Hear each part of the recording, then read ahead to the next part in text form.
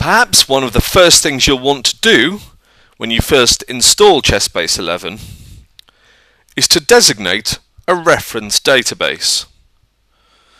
This is the database that ChessBase 11 will use for searches, classifications, opening reports, novelty detection, and a whole host of other features.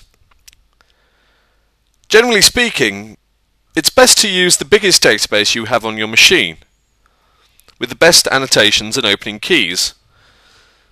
So if you have, say, the big database or the mega database, they're usually very good examples of what you would use as your reference database. Now, to designate a database as your reference database, there's a couple of ways you can do it. Select the database and go to Maintenance tab and Properties. This brings up the Properties window for that database.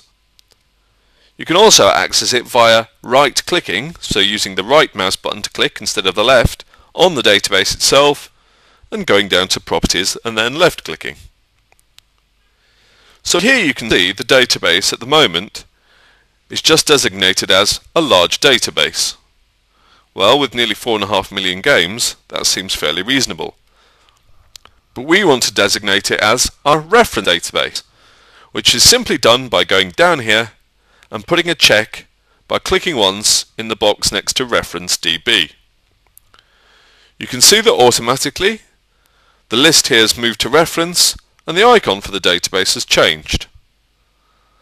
So once you click OK, you'll see the icon change here in the database window, and now the Mega Database 2010 is set as my reference database. The reference database will always be found in the folder called My Databases. If you right-click the database window, select View and Details, you can see here which one is designated as your reference database. But actually now in the Time view you can see that as well.